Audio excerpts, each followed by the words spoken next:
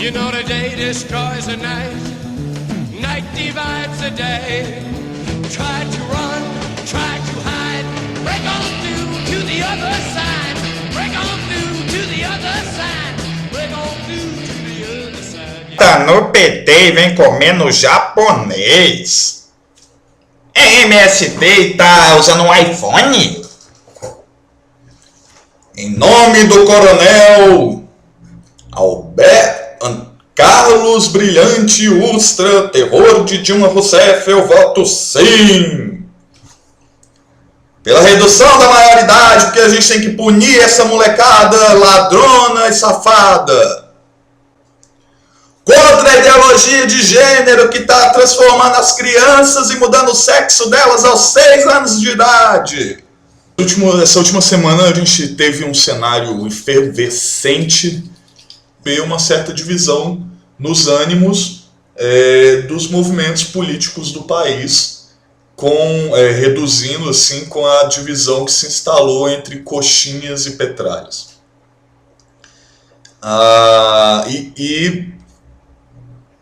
Uma coisa que recorrentemente a gente tem ouvido falar nas discussões, nas redes sociais, nas brigas de rua, é o uso do termo fascista.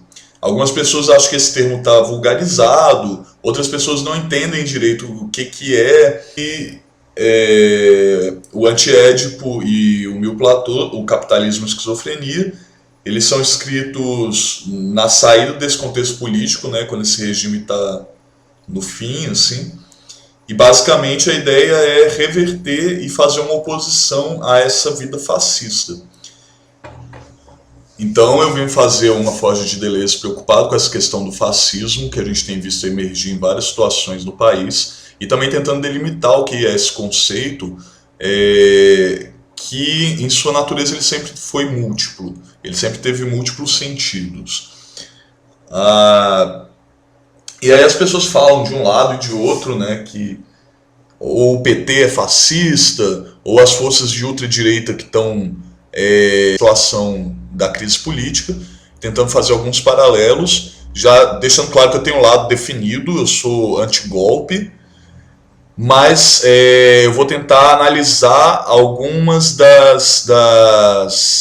dos comentários que eu vejo por aí que dizem que o PT é fascista e que o PT teria um amor pelo poder também, essa questão da alternância de poder. Eu vou tentar analisar isso, isento eu não vou estar, mas também não vou... vou tentar ser justo.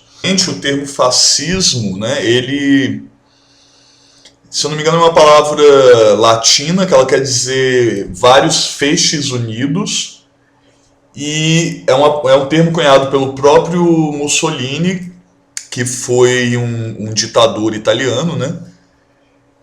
E Mussolini se referia ao exército de soldados em situação igualitária, numa situação de igualdade, que se uniam e que através dessa união eles formam um facho, um feixe, um fácio, que é o fascismo. No início, essa palavra ela era usada por estudantes e militantes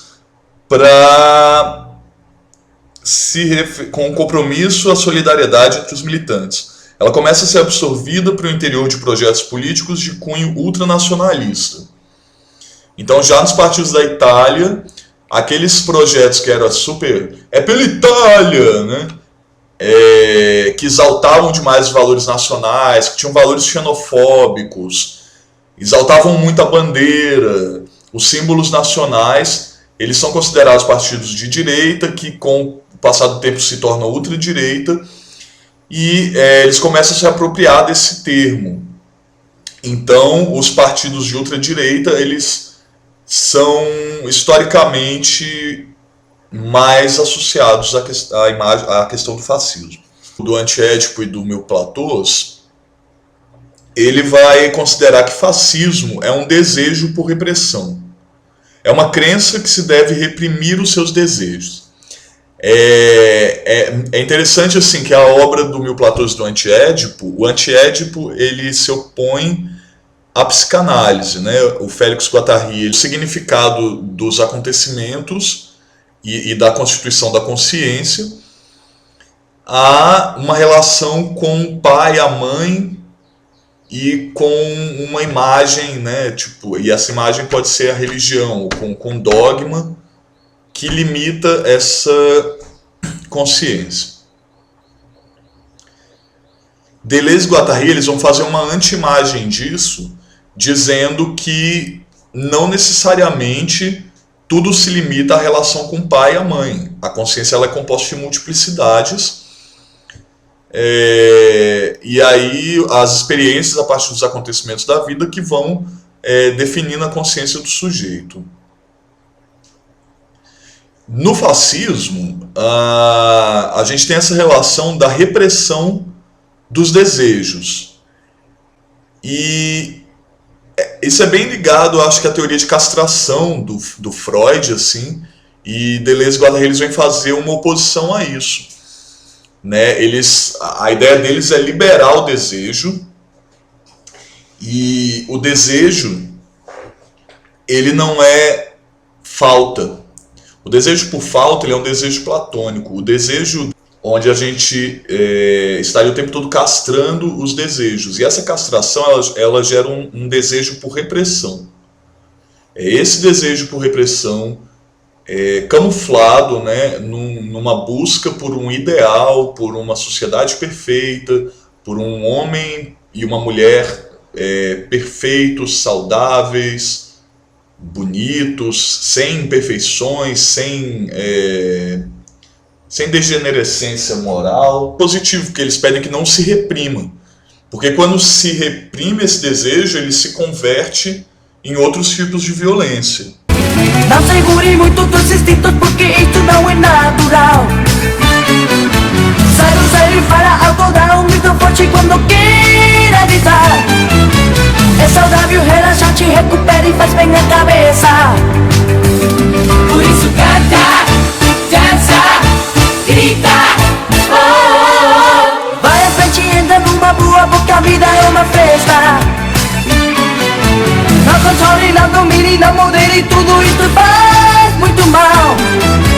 Deixe que a mente se relaxe, faça o que mandar o coração. Por isso canta, dança, grita, oh, oh, oh.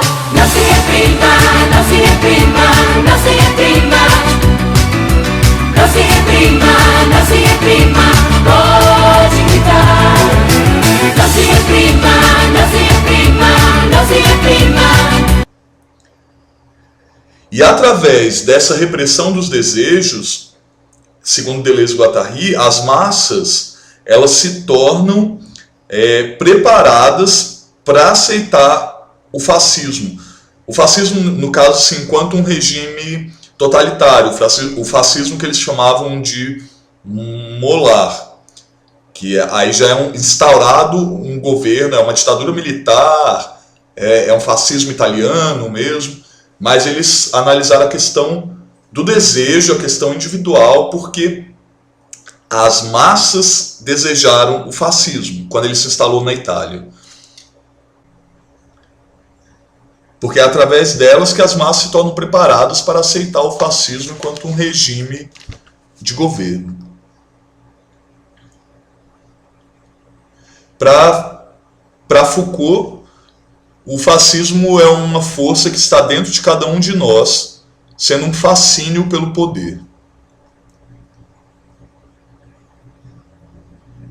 Dentro de onde existe uma força que vigia todos a partir de um ponto alto e ninguém que é observado pode observar os outros, mas quem está em cima observa tudo, e isso vai delimitando o que esse corpo observado pode fazer, porque ele sabe que ele está sendo observado, então ele vai... Isso gera um desejo de liberdade quando as pessoas estão nesse estado reprimido, no qual o desejo está reprimido, né? E aí, em Deleuze e Guattari, esse seria o sentido de dar abertura a um pensamento, da porosidade e abertura a um pensamento fascista. Então, quando o desejo está reprimido, as pessoas têm um desejo de liberdade por sair dessa repressão, e elas tendem a seguir algumas lideranças, que são aquelas lideranças que vão apresentar a proposta de salvação nacional. Senhor presidente, por favor, eu quero... Quanta honra! Por favor. Quanta honra o destino me reservou de poder! Quanta honra o destino me reservou de poder! Da minha voz saiu o grito de esperança de milhões de brasileiros! A moralidade, o homem íntegro e a mulher da ponte para o futuro.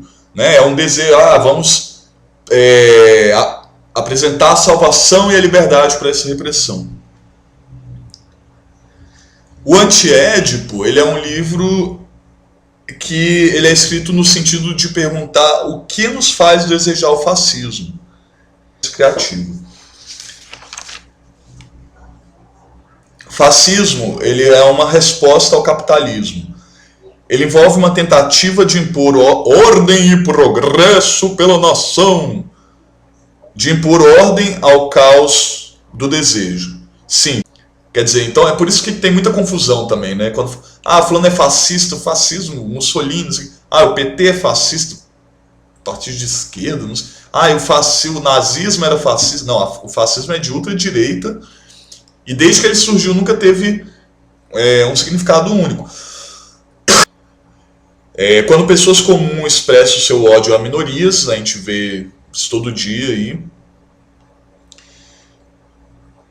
E isso foi eu que acrescentei quando políticos fazem apologia a torturadores em plena votação golpista de uma presidente legitimamente eleita. É uma ação fascista também.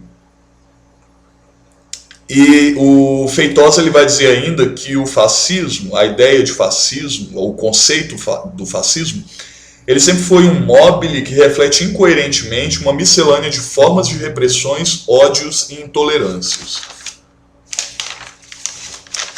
E ele é um desejo presente em todos nós.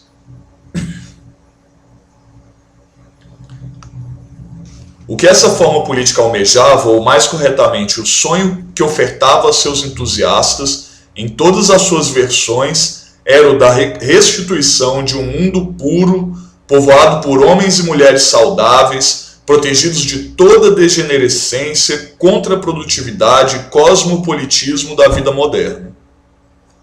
E pelo melhor estado, o Tocantins, e por Palmas, eu voto sim! Carlos Henrique Gaguin, do PTN, estado de Goiás, de Tocantins, votou sim, totalizou 132 votos. César Halum, do PRB. Para devolver a esperança ao povo brasileiro, ao povo do meu estado de Tocantins. Já para Zygmunt Bauman, ele acredita que invariavelmente há uma dimensão estética nesse projeto, o mundo ideal a ser criado que conforma-se aos padrões de uma beleza superior. Quer dizer, toda vez que tenta se impor esse ideal de beleza, o próprio nazismo com a raça ariana, né? São partes de governos, são pensamentos, desejos individuais das pessoas, né? Mas isso, enquanto uma força, isso tem crescido em várias partes do mundo e isso pode vir a se somar e vir a se tornar um projeto de governo. E aí tem sempre esse sentido que o Bauman ele associa a essa dimensão estética, né, que é sempre a promessa de uma vida melhor, uma sociedade, a esperança. Sheridan, PSDB. Pelo resgate da esperança que foi roubada do povo brasileiro, por essa geração, pelas próximas gerações. Né? Foucault, quanto ao desejo fascista, Foucault vai dizer que é algo que está em todos nós, assombra nossos espíritos e nossas condutas cotidianas, que nos faz amar o poder, desejar essa coisa mesma que nos domina e nos explora. E aqui já é o Deleuze falando. Não, as massas não foram enganadas. Em algum momento elas realmente desejaram o fascismo. meio aos gritos de apoio ao impeachment da presidente Dilma Rousseff e das palavras de ordem contra a corrupção, algumas inscrições que pedem a volta da ditadura militar. Triplicou o número de curtidas na página do Coronel Brilhante Ustra. E o deputado Jair Bolsonaro foi condecorado com uma medalha de Tiradentes. Estou sem fontes, não tenho certeza de que órgão que fez isso, mas ele foi reconhecido com uma medalha.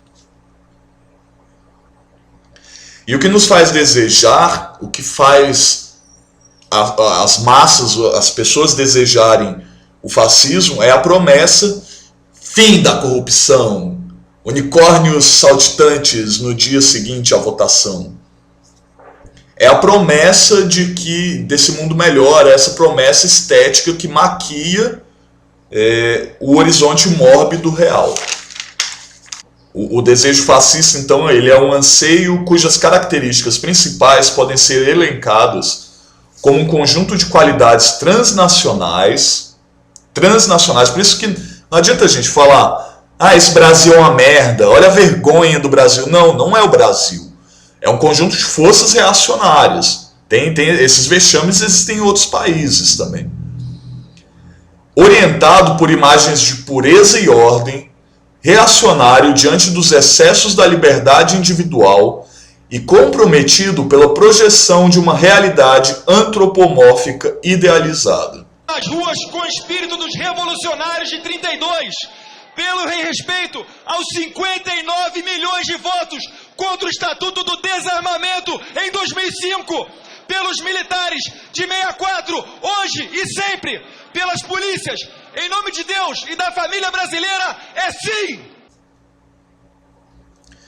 Fascismo também é o anseio pelo retorno a um passado idealizado. Não existia corrupção na época da ditadura, não. Mas que aceitava oportunamente a técnica, a burocracia e toda inovação como meios de alcançá-la. O fascismo é um narcisismo de massa patológico. É uma forma de percepção da realidade que, em conjunção com a chamada racionalidade cínica, aquelas caras debochando no Congresso no dia 17 de abril, forma de percepção da realidade que, em conjunção com a chamada racionalidade cínica, alcançou um status de dominante cultural na modernidade que permite ao sujeito que se apoia em contradições psicopoliticamente convenientes entre retórica e prática, expressão e conteúdo, a fim de negociar sua positividade no campo social. É pelo Paraná!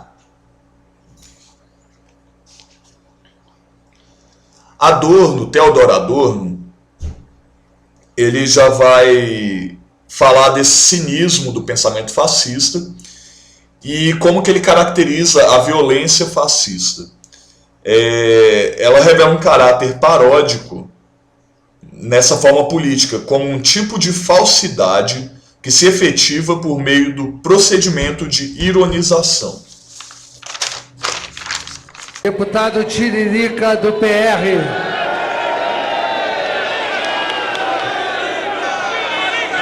Senhor presidente, pelo meu país, meu voto é sim. Tiririca, PR de São Paulo, votou sim. 197 votos. Se livrar do pensamento fascista. Para liberar a ação fascista, né? A primeira coisa talvez é não reprimir os desejos, né? Mas isso libere a ação política de toda forma de paranoia unitária e totalizante. Desde a ditadura militar, em que se erradica um congresso e se tem só 2 partidos, e aí com a redemocratização a gente observa uma multiplicação e um crescimento de novo dos partidos. Mas, em última análise, no final, todos os brasileiros tiveram que encarar uma disputa entre PT e PSDB.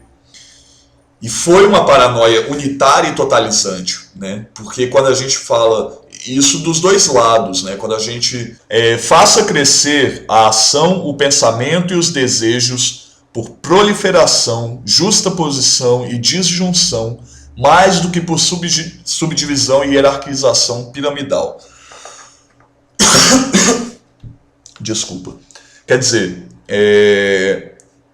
a multiplicação, as conexões por rizoma, os relacionamentos horizontalizados, planificados no sentido de, sei lá, talvez procurar não se curvar tanto a uma hierarquização ou tentar desconstruir os pontos em que essas hierarquizações elas são mórbidas, estratificadas, assim, a buscar dar vazão aos espaços de democracia que ainda persistem, né?